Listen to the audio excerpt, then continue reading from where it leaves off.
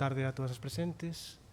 É para mí un gran placer pois abrir esta derradeira e terceira xornada centrada como non podía ser de outra forma na oralidade, nesta edición, ao abeiro do programa das Converxencias. Entón, agradezo tanto á audiencia como a Alejandra polo convite e, por suposto, as tres relatoras que nos acompañan para o rol protagonístico nesta mesa. Elas son María Belén Senín Santiago, Casandra Artacho Rodríguez e Laura Paz Fentanes, correxídeme se dixen algo máis. E pola orde disposta que está nos programas, sen máis dilación, imos comezar con Belén, que nos acompaña cun relatorio titulado O sacro e o profano do acto poético, o caso da poesía galega contemporánea. Teño encendido isto, escoitase. Vale. Bueno, primeiro, moitas grazas por vir a todas, grazas por organizar isto, darnos a posibilidade tamén ao alumnado de poder participar. Eu traio este pequeno traballo que chamín o Sacro e o Profano do Acto Poético, o caso da poesía galega contemporánea, que pretende abordar un pouco as novas propostas dentro da performance poética que creo que están agromando nas últimas décadas dentro do panorama do sistema literario galego. Tamén unha abordaxe das propostas xa máis canónicas en contraposición. En primeiro lugar, quero empezar un pouco explicando que entendo dentro deste traballo pola performance poética. Baseíme principalmente para esta definición aproximatoria a definición de Paul Sumter, na cal, na obra Introducción a la poesía oral, define a performance entendida en relación co xénero poético como unha acción complexa de transmisión da mensaxe poética, como un acto de comunicación social vertebrado por diversos axentes, nomeadamente o poeta como emisor, no caso de determinadas tradicións tamén o autor á marxe do intérprete como creador, ainda que non serán os casos que vexamos aquí, o espazo no que se desenvolve a performance, o repertorio outorgado por ese espazo, polos interlocutores, tamén polo tempo sociohistórico, tamén tendo en conta a efemeridade da propia performance en canto acto. Noutra obra que é Performance, Recepción e Lectura, o autor recoñece un carácter ritual do acto poético e da performance poética, se ben nega nega a semellanza total co ritual religioso debido á ausencia, no caso da poesía, dun obxecto sagrado, da presenza do sagrado. Eso é algo que eu veño un pouco a poñer en debate aquí, coa miña proposta de análise, xa que sí que creo que existe un obxecto sagrado dentro da performance poética, ou canto menos no caso do panorama galego que traballo eu, que sería a propia palabra poética, o propio texto, neste caso oral, o propio texto poético, que creo que toma un papel dentro da performance non solamente de medio de conducción desa comunicación, senón tamén de obxecto en si mesmo ao que se rinde en certo modo tributo mediante determinados códigos que creo que estructuran a performance. Por outra banda, tamén quero aclarar algúns conceptos que tomín dun traballo de María do Cebreiro Rabadeviar, profesora desta facultade, no cal ela tamén analiza dende outras posturas máis cercanas á teoría queer, ás cuestións de xénero, a presenza do corpo e outras cuestións, pero tamén analiza a performance poética dentro do contexto galego contemporáneo. Ela distingue dous tipos de performance. Por unha banda, a performance que traducirei, non sei se acertadamente, como tímbrica, E, por outra banda, a performance acentual. A performance tímbrica ela define como unha aproximación performática baseada no afecto, na comunicación emocional, no sustrato emocional que se pretende transmitir dentro dese acto de comunicación que definía Sumter. Por tanto, para conseguir isto, as performances tímbricas foxen da narratividade que podemos ver noutro tipo de propostas poéticas, pasan a un plano moito máis conceptual, xerando así performance utópicas, que é un termo que la toma doutra autora, aplicando neste senso a que no espazo da performance xerase un espazo baseado plenamente na emoción, no afecto, no cal se comunica unha emocionalidade utópica, unha emocionalidade posible, e aí radica o potencial tamén político deste tipo de aproximacións. Por outra banda, as performances acentuais definas como propostas moito máis localizadas xeográficamente, que no caso galego traduciríase no uso de variedades dialectais dentro da linguaxe poética, como xeito de intervención sociopolítica directa, que así é plenamente concebida polos poetas, en defensa de determinadas identidades culturais. Neste caso, xeralmente, mediante esta escolla lingüística, a identidade galega no plano nacional e no plano tamén lingüístico. Precisamente porque se conciben como intervencións sociopolíticas de intervención directa, sí que se mergullo moito máis nesa narratividade da que as tímbricas foxen, para establecer unha comunicación moito máis directa e clara cos interlocutores, é dicir, co público. Con estas bases sentadas, pasarei primeiro a explicar un pouco, a analizar un pouco o que considero que é o canon de recitado dentro dos actos poéticos orais da poesía galega contemporánea. Cabe matizar que se ven, creo que houbo, sigue habendo en certos sectores, pero como canon per se, houbo outro tipo de propostas máis cercanas a autores como Méndez Ferrín, Uxío Novoneira, escolas dos 80 cara atrás, que tiñan unha aproximación moito máis acentual, tomando a terminoloxía de María do Cebreiro Rábade. Creo que a día de hoxe se ven xa dende hai uns anos asentando un novo canon en canto un tipo de performance aceptada maioritariamente dentro do sistema literario que xira en torno á sacralidade da palabra poética e, por tanto, do texto poético dentro do acto. Creo que isto se manifesta a través de determinados códigos, como é o silencio, que se convirte nun enclave moi importante, xa que esa sacralidade da palabra tradúcese nun un peso propio da palabra que precisa dun espazo temporal para ser asumida polo ointe, e tamén para que o significado que recolle se poida expandir e poidan agromar novos significados que poderían permanecer ocultos, digamos, a simple vista. Neste senso tamén o público ten un papel moito máis pasivo, como puramente un ointe, non ten o privilexio da palabra nesa comunicación, que se torna unha comunicación totalmente vertical, na cal o público ten momentos moi determinados nos que pode intervir, que xeralmente son única e exclusivamente ao final das intervencións poéticas. Nunca mediante a palabra e nunca entre medias, xa que estaría rompendo o tono sagrado, esa atmosfera xerada por ese silencio e por tamén esa pausa prosódica.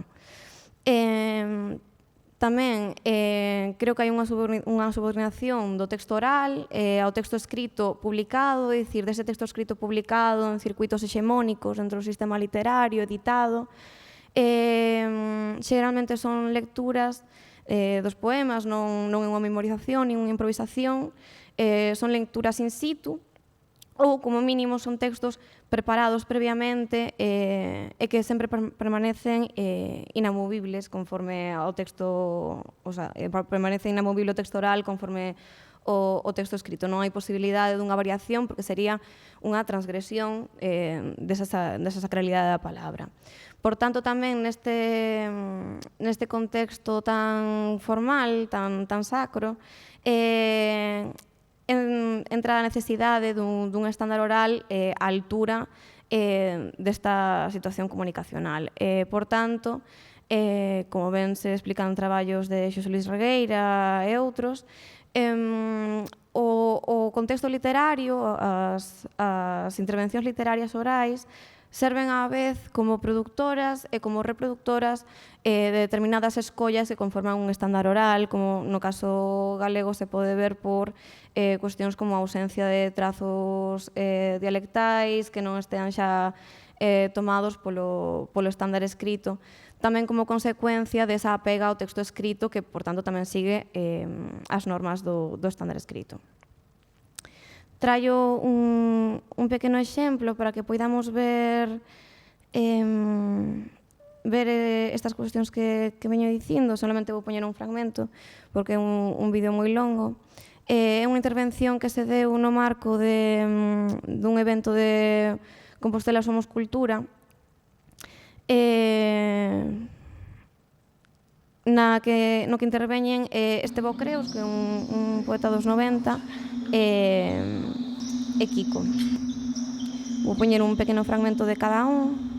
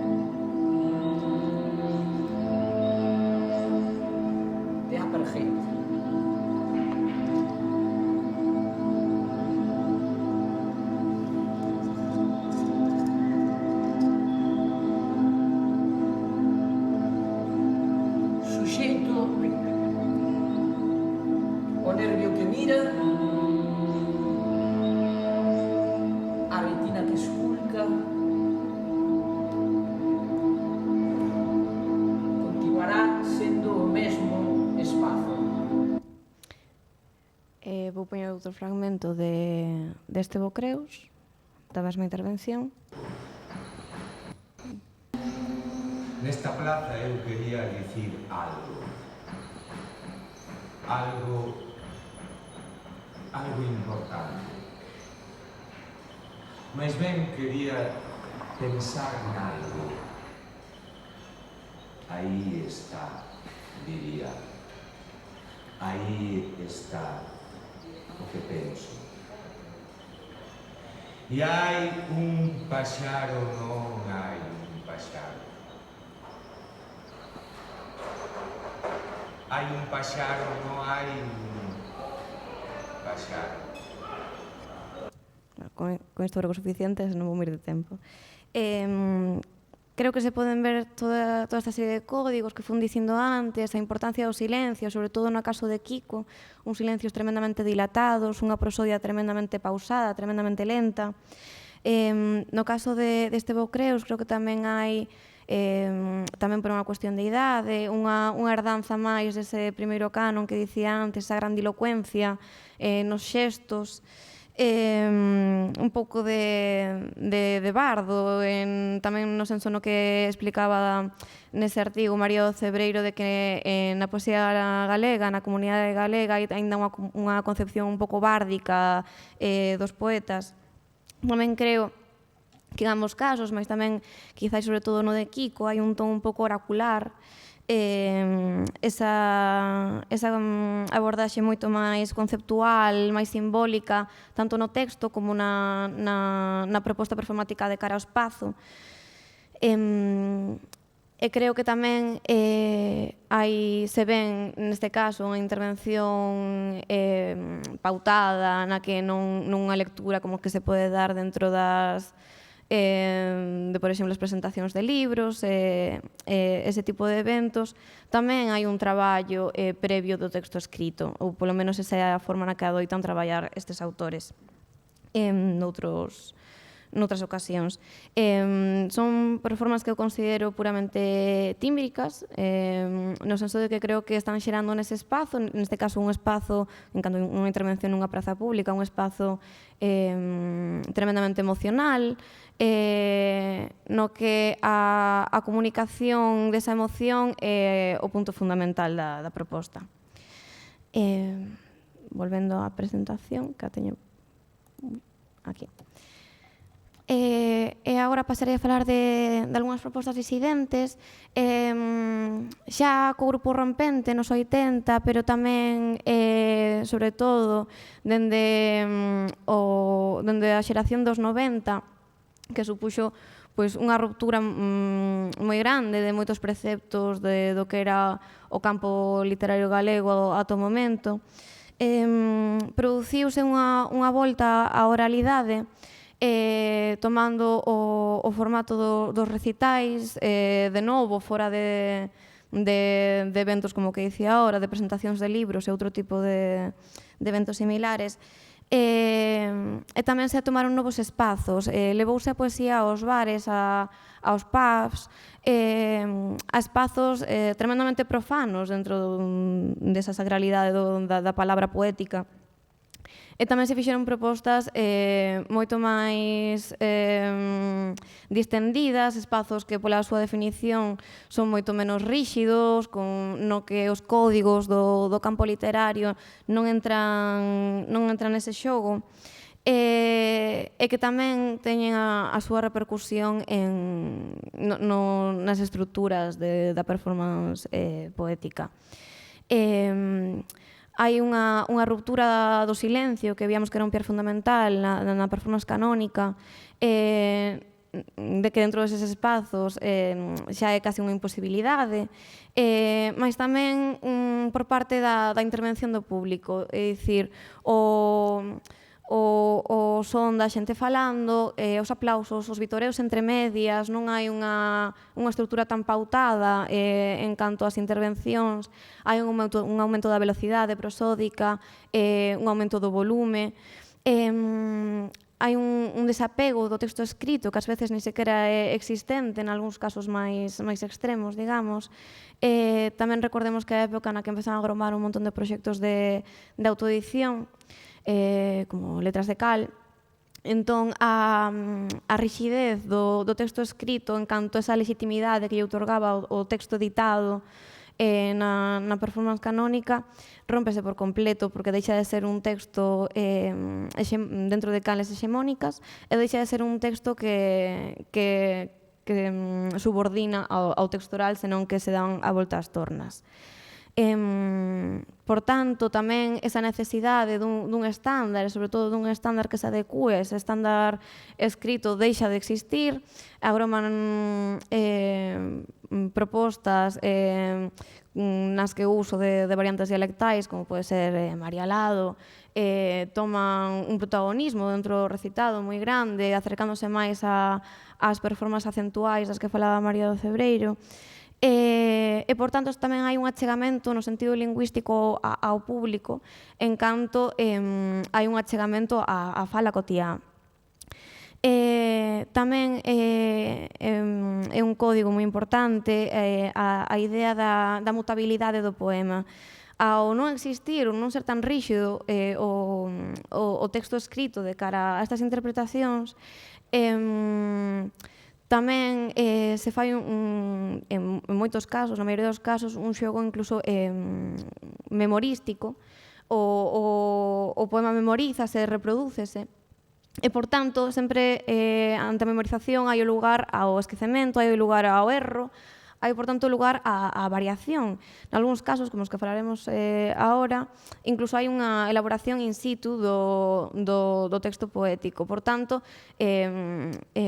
subvírtese por completo esa sacralidade da palabra poética, do texto poético como algo inmutable, como algo cun peso e un respecto case divino, empeza a agromar unha experimentación coa palabra como foco da proposta performática. En este senso, quero poñer un vídeo moi curtiño, simplemente porque a poeta da que vou falar como caso de estudo destas propostas disidentes é Nuria Vil. Ela mesma neste vídeo explica brevemente a súa concepción desta improvisación. Eu imaginaba conducindo unha furgoneta de pescantina con manubrio... No, ti sigue grabando. Sí, sí. Eu imaginaba conducindo unha furgoneta das de Pito de Pescantina co manubrio da fiestra esquerda estropeado e co... No, ti non pares. Eu imaginaba conducindo unha furgoneta das de Pito de Pescantina co manubrio da porta esquerda estropeado e a fiestra sempre medio abaixada, co ar salgado a darlle no pelo pecho e eso, levándome ás zonas de acceso restringido do porto pesqueiro de Vigo para ver como os barcos descargaban toneladas de xeo de madrugada.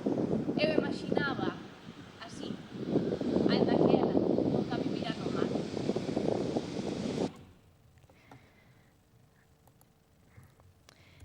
Vale, pois vou poñer un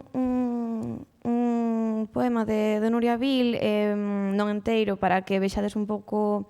É realmente máis... Sí? O tempo váisenos, entón, se podes abreviar. Sí, no, acabo con isto xa. Vou poñer simplemente este fragmento para que vexades un pouco a nivel prosódico como funciona. Os que lles hai que aprender a loita.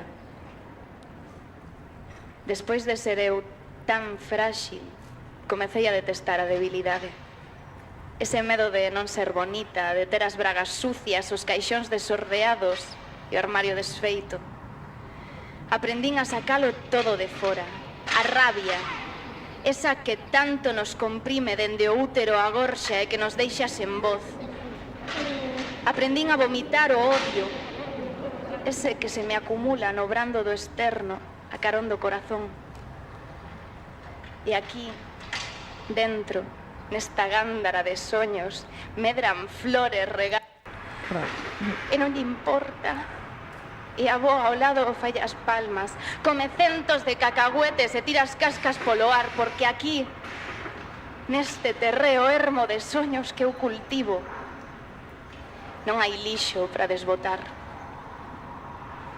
E as nenas, todas, nacemos mudas e cas pernas tortas, porque se nos rompen os xeonllos de aguantar o peso que nos bota a sociedade en riba. E de tanto silencio, soas, aprendemos a berrar.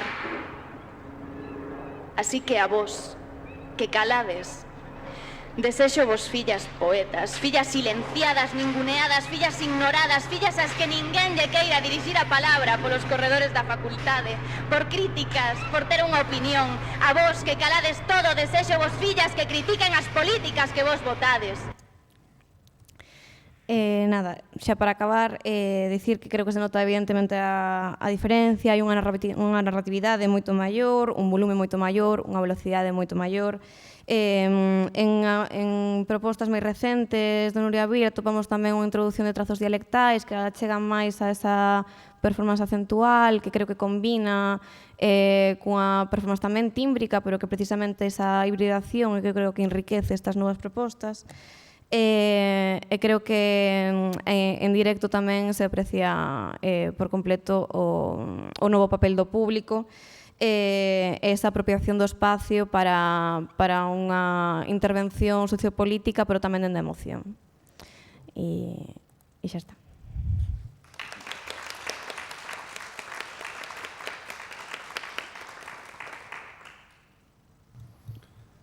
Bueno, estou seguro que despois no debate posterior poderemos afondar no que quedase no tinteiro.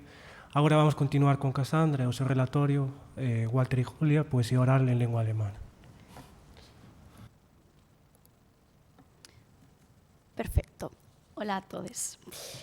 Primero, bueno, quero dar as grazas outra vez a Rosa Marta por darme o valor de presentarme hoxe aquí e a Alexandra tamén por este espacio, como dixo ella, que para poder presentar as nosas investigacións e ter un espacio seguro na nosa casa. Entón, grazas. Ben, empezo.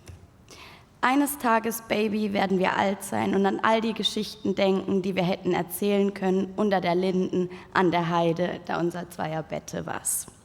Lo que acabo de decir es una mezcla de los dos textos principales de los poetas Walter von der Vogelweide y Julia Engelmann, que forman pues, el núcleo de mi ponencia Walter y Julia, poesía oral en lengua alemana. Mi ponencia se divide en 3 partes. En la introducción hablaré un poco sobre los géneros y los autores, después sigo con el análisis y concluiré con puntos en común y diferentes que brinda lo presentado anteriormente. Bien, empiezo por el Minnesang.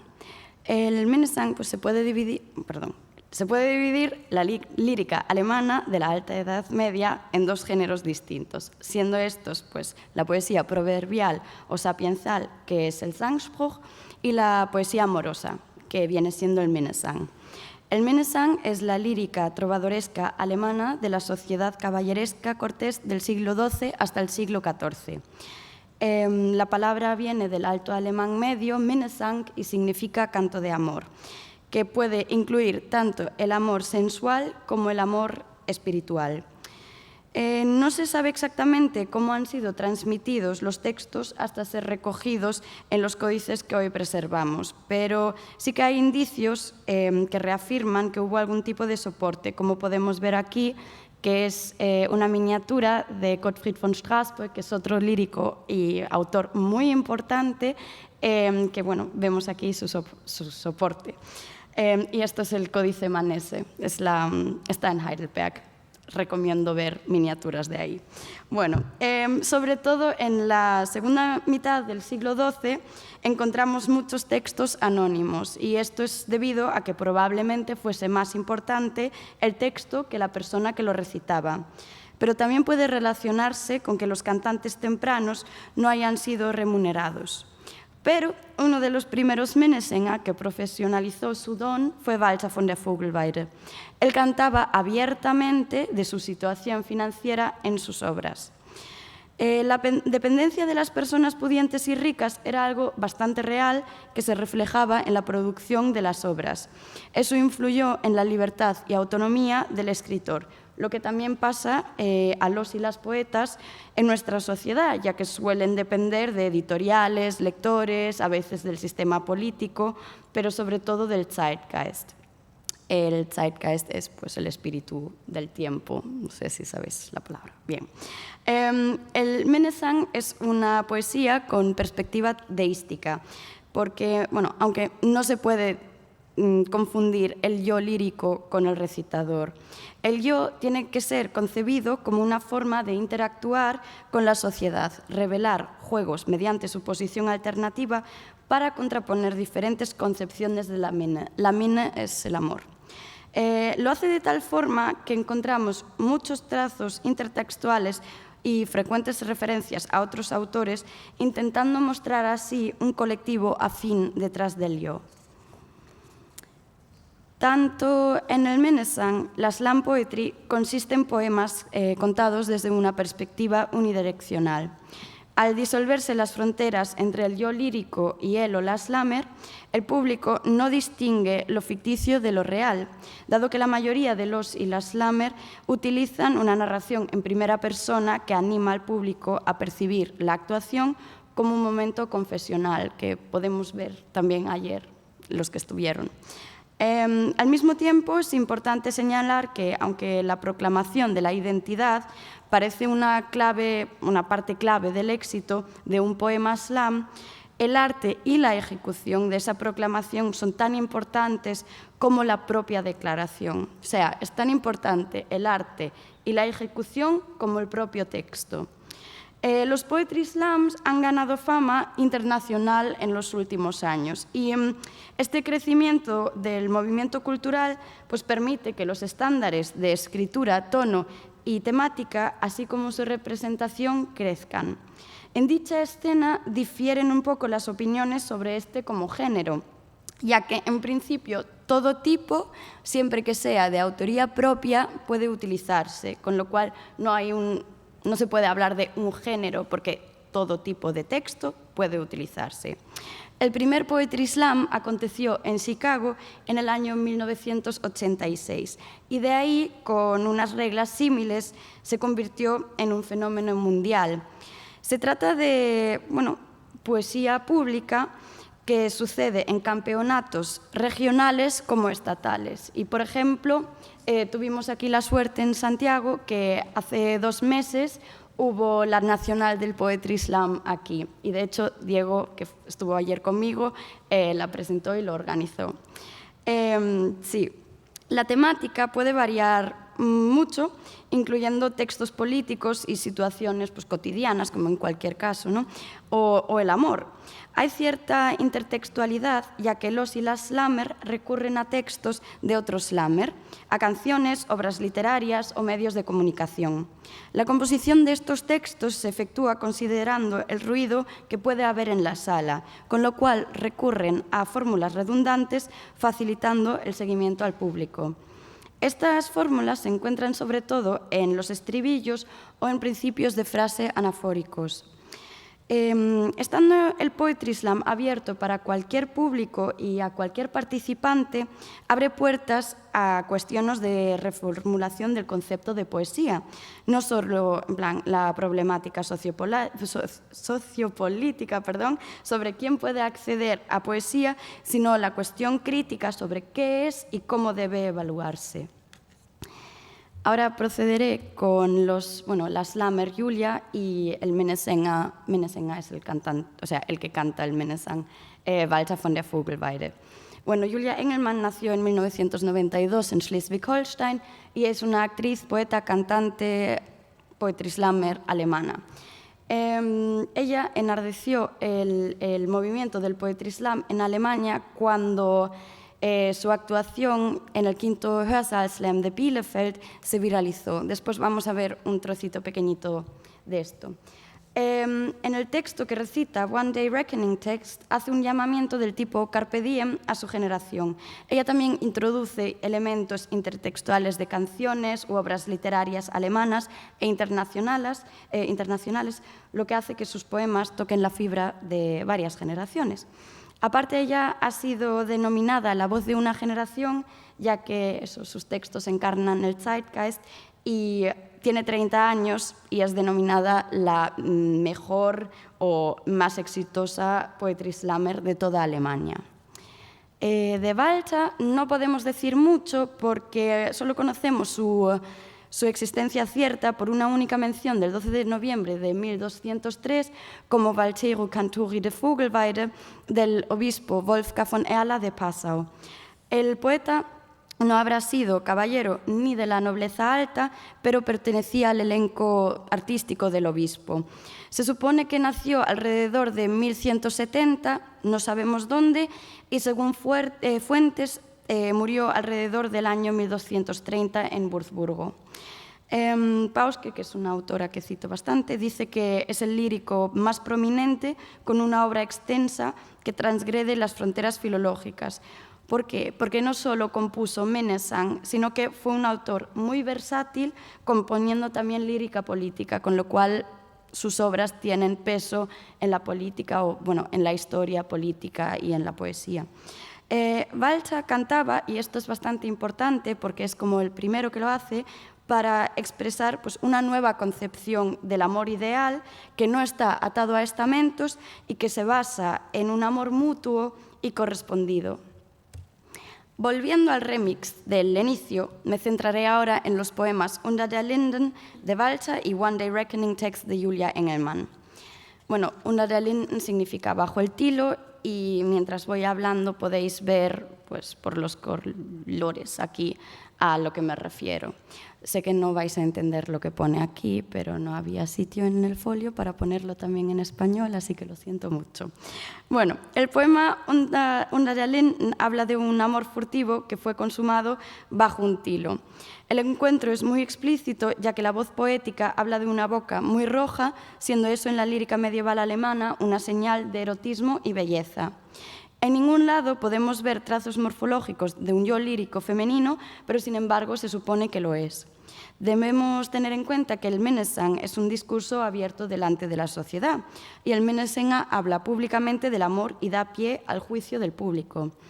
La canción de Valcha habla públicamente, muestra la elegancia de la puesta en escena en su enunciación ante lo que es lo más íntimo. Una mujer canta de su encuentro amoroso afuera en el prado, habla de flores dobladas, un elemento deflorativo, el cantar del ruiseñor, de la suerte del encuentro y de las pistas dejadas en las rosas. El único ser que observa es un ruiseñor, y cabe mencionar que en la Edad Media alemana era una metáfora clara para el poeta. El ruiseñor es un tópico de relleno para dar imagen a la escena amorosa. Su canto intradiegético forma parte de un pasado de la escena realizada. De hecho, podemos ver aquí la palabra Nachtigall, que es ruiseñor, y aquí tenemos el Chandagatai, que es, en el sentido contextual de las estrofas, pues la muestra de la imaginación sobre la ruptura del tabú erótico. Esta ruptura solo puede existir al ser un elemento pragmático, no solo por ser una expresión onomatopeica. Y este elemento pragmático se efectúa por ser Valcha el que canta y no el ruiseñor. Bueno, aquí tenemos el poema One Day Reckoning Text de 2014, que alude a la canción One Day de Asaf Avidan, que recomiendo por si alguien no se acuerda, pero es muy buena canción. Bueno, es una composición de apelaciones hacia uno mismo y hacia la sociedad de vivir el momento, un carpe diem moderno. La voz poética nos cuenta de las historias que podrían haber sucedido, pero no pasaron, del peligro de dejar las experiencias vitales para otro momento. Quiere despertar de esta monotonía, ergo no quiere ver pasar la vida delante de sus ojos como mero espectador. En las primeras estrofas habla de lo que haría si no estuviese desmotivada de la vida, contraponiendo esta situación vital al miedo que la frena. Utiliza imágenes concretas para describir su desequilibrio. Por ejemplo, se deja entusiasmar por la ligereza imprudente. En alemán se llama Leichtsinn, si otra persona la vive. Pasa a la explicación del porqué de su desmotivación y cómo nutre su monotonía con comportamientos conforme a su edad. Su crítica social la hace mediante una apelación directa, recriminando el círculo vicioso de las malas costumbres del dolce far niente. Según va avanzando el poema, su actitud cambia, pasando por una fase de negación a una de aceptación, despertando, dándose cuenta de que tiene que cambiar su vida. Entiende que no puede vivir a bases de subjuntivos cobardes. Estos dos poemas se comparan no por su temática o similitud intratextual, sino por lo que significaron en su momento. No hay prácticamente ninguna otra mujer en el Menesang que se presenta de forma tan plástica como la voz poética femenina del cantar de los tilos. Y mientras que Balza revoluciona la percepción y aceptación del rol de juegos de las voces poéticas ficticias, Engelmann toca la fibra de su generación por verbalizar un comportamiento dañino tan interiorizado. Y aquí podemos ver pues, un trozo de su participación en el quinto Hörsaal-Slam de Bielefeld, que fue el que se viralizó. Y es la primera estrofa la que quiero mostraros, y aquí sí tenéis la traducción al lado. Baby, werden wir alt sein. Oh, Baby, werden wir alt sein und an all die Geschichten denken, die wir hätten erzählen können.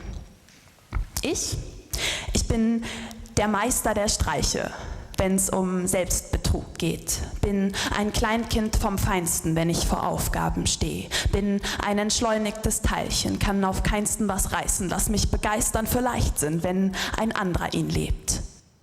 Vale. ¿Lo habéis leído? ¿Sí? ¿Sí? ¿Vale? ¿Sí? Perfecto, pues sigo.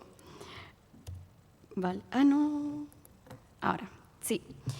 Procedo con los dos últimos poemas que analizaré y se titulan Langes Wiegen, das hatte ich gedacht, y Am liebsten von dir. Cito.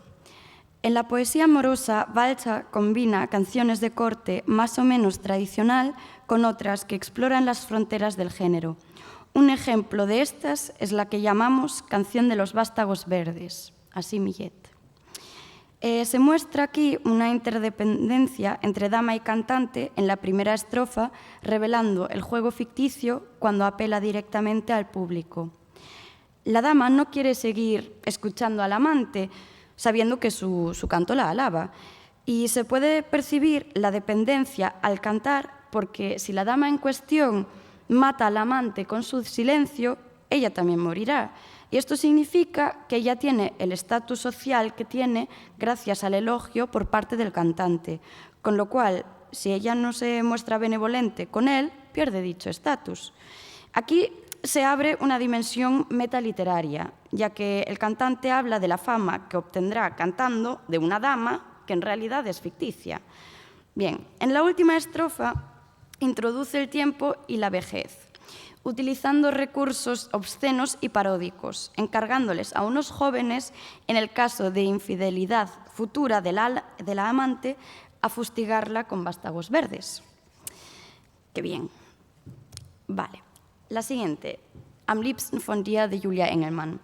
La voz poética del poema Am liebsten von dir habla de un enamoramiento por parte del yo lírico.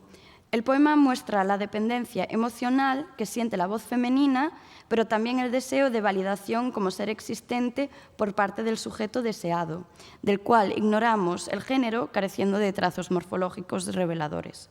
Engelmann aprovecha el recurso de las metáforas sobre todo para codificar la debilidad tras la dependencia, y la dependencia funciona como leitmotiv. Se repite la dependencia emocional porque, asumiendo el yo lírico que su corazón se romperá, quiere que sea él o la destinatario o destinataria del poema que lo rompa. Engelmann utiliza el elemento del ruiseñor que canta a diario ininterrumpidamente, siendo un claro elemento intertextual. La voz cuestiona y reflexiona sobre la ridiculez que causa la dependencia emocional y, aunque adora a la persona en cuestión, permanece un planeta orbitando su helios.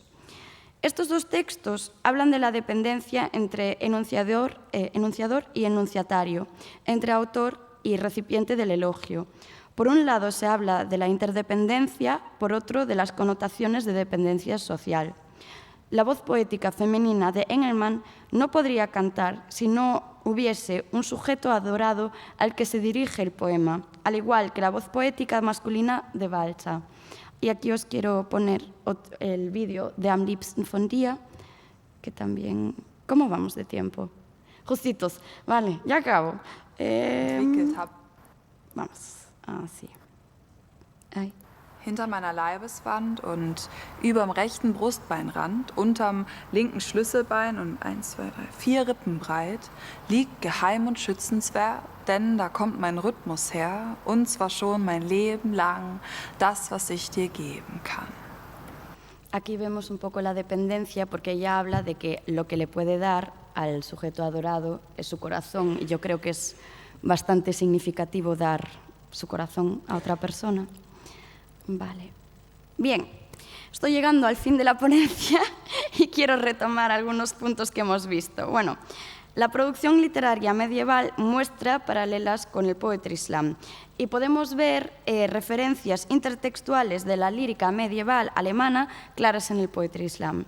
La presencia ante el público, la escenificación y el recital poético son muy similares en ambos casos. Tanto en el Menesang como en el Poetry Slam estamos ante textos deícticos que trabajan situaciones en parte amorosas delante de la sociedad, interactuando con el público.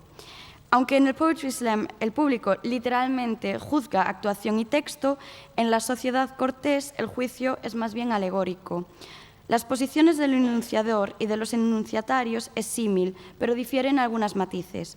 Sin embargo, tanto en uno como en el otro, las fronteras y división identitarias entre autor y yo poético se difuminan ante el público. Vale. No obstante, hay una diferencia fundamental en la motivación de composición de la escritura. La slam poetry enfoca la experiencia única y propia del autor fingiendo autenticidad. Y el Menesang, en contraposición, es una lírica social que se basaba en convenciones y servía al entretenimiento de la sociedad cortés para mostrar y sostener un comportamiento conforme el estamento. Concluimos que, aunque haya paralelismos tanto entre las creaciones literarias como en los poemas analizados, hay alguna que otra matiz que difiere. Aún así, establecimos una relación entre dos poetas y plasmaciones o géneros tan alejados temporalmente, mostrando que la literatura medieval alemana es atemporal y debemos ser capaces de ver su importancia en nuestro presente, porque su enunciado poético y su modo de representación oral nos acompaña a través de los siglos. Muchas gracias por su atención y ha sido un placer compartir este momento con vosotros y la bibliografía si alguien quiere. Perfecto.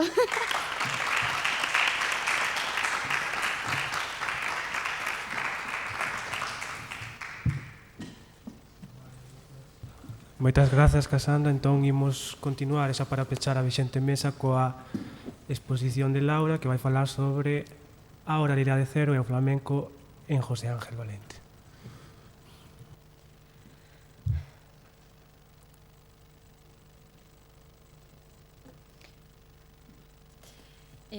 Vale, eu tamén quero comezar agradecendo a quenes fixeron posibles estas xornadas, en especial a Alejandra Ulla e a Claudio Rodríguez por terme axudado a estar hoxe aquí realmente. Vou a falar da oralidade cero, o flamenco en José Ángel Valente. Para iso vou comezar trazando unha breve historia do flamenco para logo centrarme en El cante e la voz, que é un ensaio escrito por José Ángel Valente, e rematarei falando da presenza do flamenco na biblioteca persoal do autor. Dentro do campo da oralidade, o flamenco é unha manifestación popular de orixe xitano-andaluza que se ven se soe acompañar de canto, palmas, guitarras, movimento, entre outros elementos, destaca polo seu carácter puramente oral. Esta demostración cultural, concentrada no melisma, foi de grande interese para o poeta ourensán José Ángel Valente. En primeiro lugar, aínda que a creación do flamenco ven xestándose dende séculos anteriores, non pode falarse propiamente de flamenco ata o século XIX, grazas aos intereses románticos polas manifestacións culturais de raíz popular. En palabras de Luna López, cito: «Aunque el flamenco constituya un fenómeno propiamente romántico y exprese otra estética y otra cultura, las músicas de las que van a surgir dichas interpretaciones se encuentran en este teatro popular del siglo XVIII». Fin de cita. Ademais, o flamenco ten tamén unha orixe mestiza ata nos xéneros que lle serven de antecedente, como apunta unha vez máis Luna López, tonadilla e sainete constituyen la primera recreación teatral de cantos y bailes andaluces, una tradición que se extiende en el tiempo que va a ser fundamental para el nacimiento del flamenco. Fin de cita. No século XIX, o flamenco queda plenamente asentado como un xénero e un tema tratado por numerosos e importantes autores de comezos do século XX, entre outros Antonio Machado, Juan Ramón Jiménez. Paralelamente a él, como a case todo elemento de nova creación e estado de asentamento, xorde unha oposición, neste caso a unha manifestación do pobo andaluz, xa consolidada, e esta oposición recibe o nome de antiflamenquismo. No século XX, o flamenco é unha cuestión cultural que retoma un dos maiores expoñentes da xeración do 27 española, Federico García Lorca. Este, xunto con Manuel de Falla, serán quenes asenten o flamenco como un xénero de seu e que o promocionen activamente a través da convocatoria do primeiro concurso do cante jondo, que se celebrou en Granada no ano 1922. A partir del, Lorca compuxo tamén o poema del cante jondo e o romancero gitano, segundo Herrera Contreras, cito, publicados en Madrid en 1931 y 1928, respectivamente, pero cuyos primeros esbozos son de 1921 y de los años inmediatos que siguieron a la celebración del concurso granadino de 1922. Fin de cita. Neste concurso graváronse por primeira vez mostras flamencas, aínda que se tratou de manter distinguido o que era o cante puro e jondo do flamenco, porque se consideraba o flamenco máis moderno. Con todo, tempo máis tarde, Antonio Gallego, a través do estudo El amor brujo de Manuel de Falla, publicado no ano 1915, consolidaría o jondismo como unha subvariante do flamenco. Esta sucinta historia da orixe do cante queda mellor explicada e resumida en palabras do propio José Ángel Valente, quen define o nacemento do cante en remotos mestizajes de tan diversas culturas. Así mesmo, afirma que, e cito, el cante flamenco hace su aparición en el último tercio del siglo XVIII, pero todo lo que el cante funde en una singularísima forma de expresión artística viene de muy anteriores depósitos y del cruce esencial de lo propiamente gitano con lo andaluz. Sin esa hibridación no habría cante. Fin de cita. En segundo lugar, como xa dixen, José Ángel Valente interesouse polo fenómeno melismático do flamenco e a súa oralidade, tanto é así que son numerosos os artigos que se teñen desenvolto arredor da relación entre a poesía de José Ángel Valente e a oralidade. Nesta ocasión, reflectirase o interese de Valente por a oralidade a través do flamenco e de dous ensaios. O primeiro deles é El cante la voz, publicado en ABC no ano 1988, con motivo do 25º aniversario da Peña El Taranto. E o segundo tivo lugar 12 anos máis tarde, baixo o título Cante fondo, que é un ensaio traducido ao galego por Carmen Blanco para a súa publicación no número 5 da revista Unión Libre. Por cuestións de tempo, aquí só vou a falar do primeiro dos artigos, onde Valente deixa claro dende un principio o peso e a importancia que lle confire a oralidade.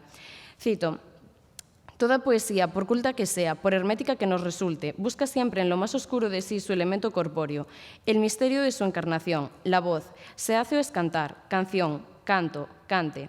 Fin de cita. Esta oralidade relacionada co mundo interior e a interioridade do canto fai que o autor afirme que, cito, en lo poético se cante propiamente no hacia fuera de la palabra, sino hacia el interior de esta, hacia sus adentros, hacia lo hondo o jondo, hacia lo que, según se dice en el mundo afrocubano, está dentro del cantao. E aquí cando enuncio o concepto de melisma. Cito, canto fundamentalmente melismático, el de los grandes cantes. La voz canta ante todo sobre sí misma o dentro de sí misma. Canto poblado de vibratos, de sílabas repetidas, de prolongados ayes. Fin de cita.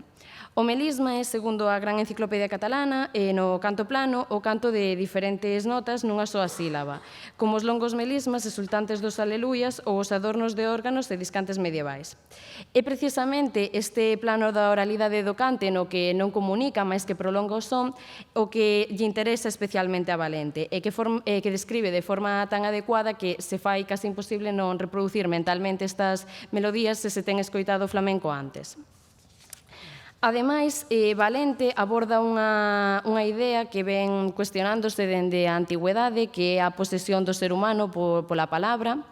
Cito, Cuando un cantador alcanza ese límite extremo, cuando en su cante llega al punto en que la oscuridad y la luz se unifican, ha entrado en el territorio primordial de lo poético, territorio donde el hombre es el poseído de la palabra, territorio del duende, o del ángel, o del demonio, o del dios. Fin de cita. Parece recordar así as figuras dos aedos e dos rapsodos clásicos, cuxo medio era a voz e a memoria, pero a inspiración dicíase que era por medio da providencia. Algo que xa fora recollido nos diálogos de Platón co Edo e Ión. El cante la voz conclúe coa redundancia sobre a importancia do compoñente oral do cante. Cito, pero las coplas son sobre todo voz, impaciencia oscura de la copla, que busca la voz o de la voz que espera siempre hacerse o ser cuerpo o encarnación de la palabra. Fin de cita. En terceiro lugar, José Ángel Valente mostrou un grande interese non só como escritor sobre a temática do flamenco, senón tamén como consumidor. Neste senso, unha mostra desa preocupación que dá patente na súa biblioteca persoal, hoxe custodiada na Cátedra José Ángel Valente de Poesía Estética e na Biblioteca da Facultade de Filoloxía da Universidade de Santiago de Compostela e que o escritor legou. A Claudio Rodríguez Fer, director da cátedra, poeta e amigo de Valente, agradezco terme permitido consultar estes libros, dos que agora vou expor algunhas das dedicatorias e das anotacións que fixo Valente. Algúns dos libros que Valente tiña sobre o flamenco son Chants flamencos, colección de cantes flamencos recollidos e anotados por Antonio Machado e Álvarez de Mófilo, que foi o primeiro flamencólogo español, autor da primeira colección de cantes flamencos, onde definiu e analizou o cante. Los cantes de la Unión y Cartagena, el flamenco y los gitanos, historia del cante flamenco, que neste libro Valente tiña marcadas varias estrofas, unha delas é esta que recollo aquí, e que me interesa destacar porque é unha das estrofas que forma parte do ensaio El cante la voz. El Taranto, 25 años de flamenco en Almería. Na parte posterior do libro consérvanse 6 prospectos do 25º aniversario da Peña El Taranto, onde se presenta o programa do Venres e todas as actuacións onde actuaban, por exemplo, Camarón e Tomatito, entre outros. Almería, luces y sombras del Taranto e outros artículos. Deste libro, Valente tiña 2 exemplares. Nun deles anotou isto, que non souben descifrar o que di nas 2 primeiras liñas, pero nas 2 últimas di vestir de negro luto el cante por soleá.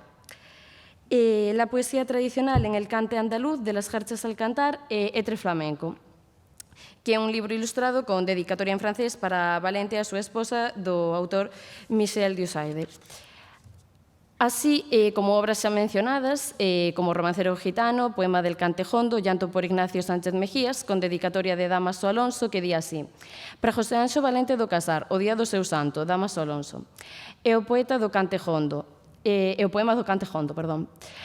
Ademais, o autor conservaba os números 12, 13, 17, 18, 20 e 31 da revista Taranto, de cuxo último número tiña un total de 8 exemplares.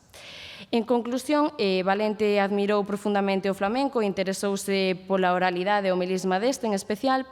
Isto queda patente tanto na súa preocupación polo tema sobre o que escribiu e anos máis tarde retomou, repensou e refundiu en novos formatos, así como no interese que lle suscitou a él xa non só como autor, senón tamén como lector afeccionado ao flamenco e integrante da Peña El Taranto. Quixera rematar destacando 2 ideas esenciais do ensaio de Valente. A primeira, a pluralidade oral do cante resumida en cito.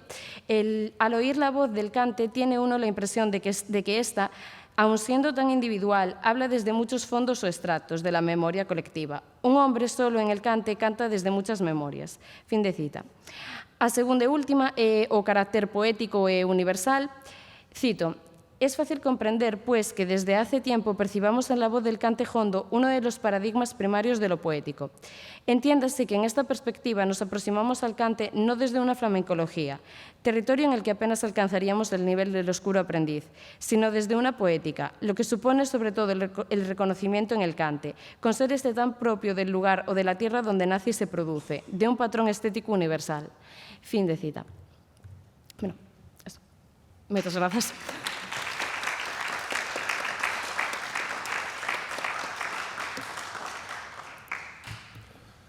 bueno, penso que coa precisión clínica de Laura danos bastante marxe para abrir agora o debate e as cuestións que queixades plantexar as nosas relatoras. Entón, ronda aberta. Quen se anima? Ben, boa tarde. Eu quero agradecer as 3 intervencións porque foron magníficas. Teño unha pregunta para a Laura.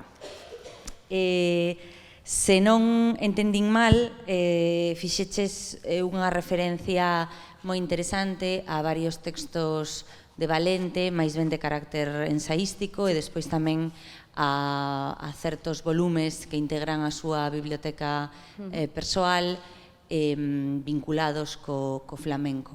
Eu quería preguntarte como se reflicte esa relación tan estreita que Valente tivo co flamenco na súa poesía. Grazas. Sigue escrita, sí.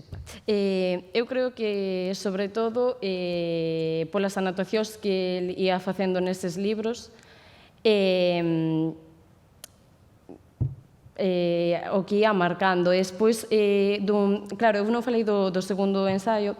No segundo ensaio, o contido, bueno, está traducido ao galego, pero o contido é máis ou menos o mesmo, a primeira parte, pero a parte final é como un engadido. Entonces sí que é unha mostra de que non foi simplemente unha traducción, senón que volveu a pensar sobre iso.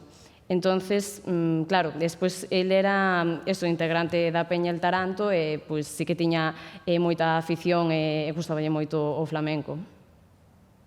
Bien, bueno, por supuesto os quiero felicitar por esta mesa tan sumamente interesante y poética. Aunque mi pregunta va para Belén, también agradezco la presencia del flamenco en la universidad, por motivos obvios. Y, claro, mi cuestión a Belén es quizá una reflexión que no sé si será oportuna o si te ayudará también a planteártela, ¿no? de este modo, porque a la hora de hablar de la sacralidad de la palabra o la desacralización del acto poético, hasta cierto punto estamos reproduciendo un marco mental ya fijado acerca de lo que se entiende por la poesía, al entender como una forma más alta o elevada, una manera de ver la poesía como un ejercicio solipsista, interior, intimista, y entender lo desacralizado del acto poético como esa apertura, cuando durante muchísimo tiempo fue justamente al revés. Y en esto siempre quiero recuperar, como portuense que soy, por ejemplo, la memoria de Rafael Alberti, que era un poeta de las masas, y no solo Alberti, sino tantos otros cuya performance, cuya poesía que leemos en ese acto de clausura que muchas veces hemos convertido el acto de la lectura de la poesía, era poesía siempre pensada para ser leída en voz alta y ante un auditorio bastante amplio.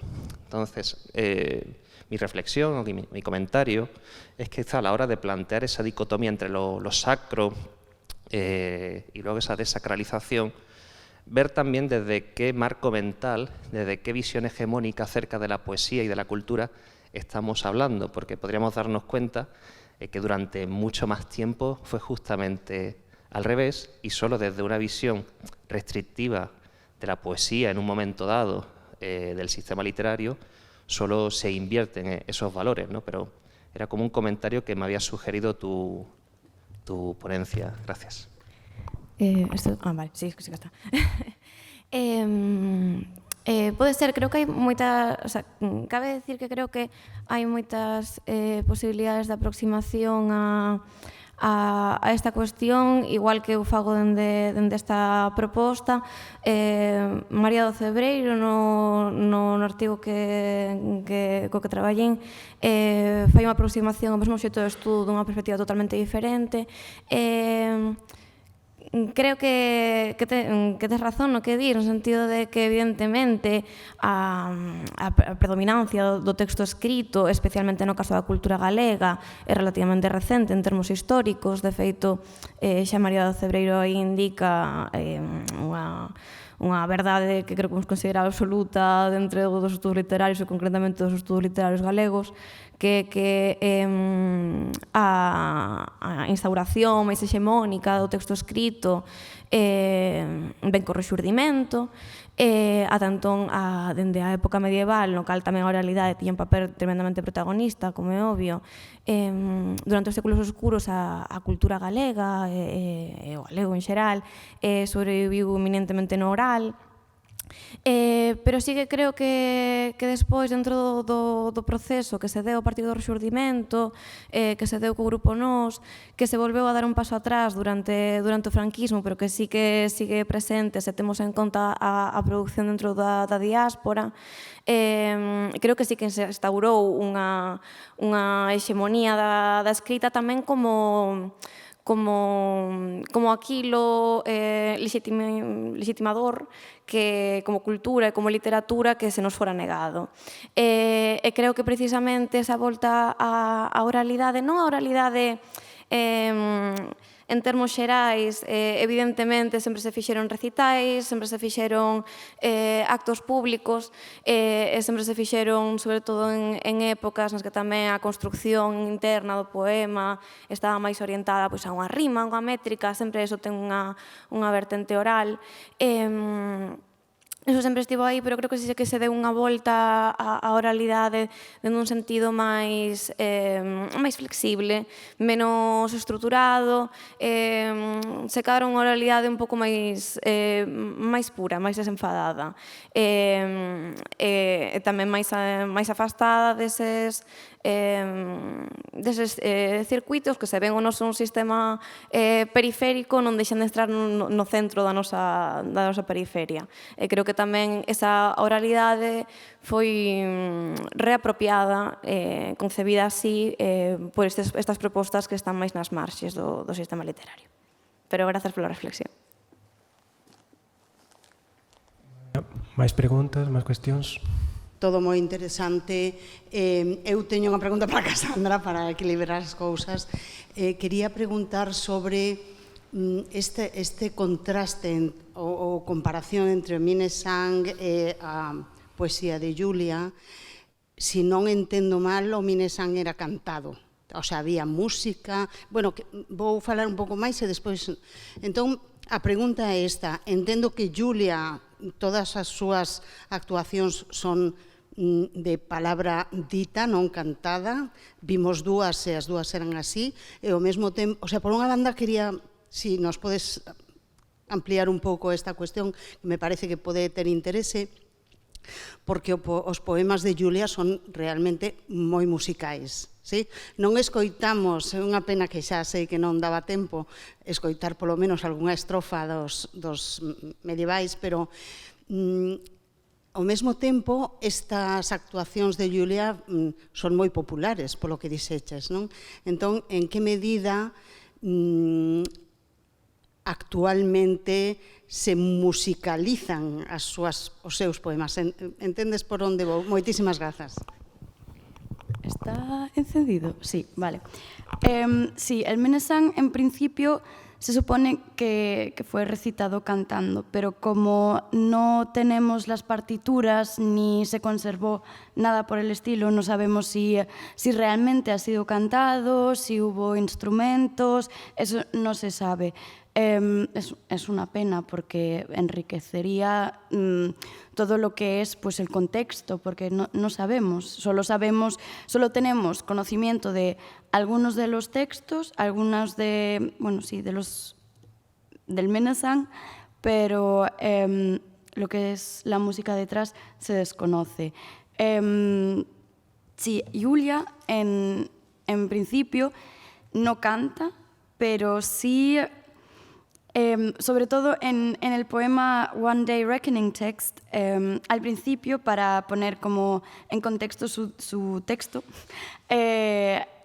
empieza a cantar, para que la gente sepa de qué canción viene su reinterpretación de esta canción.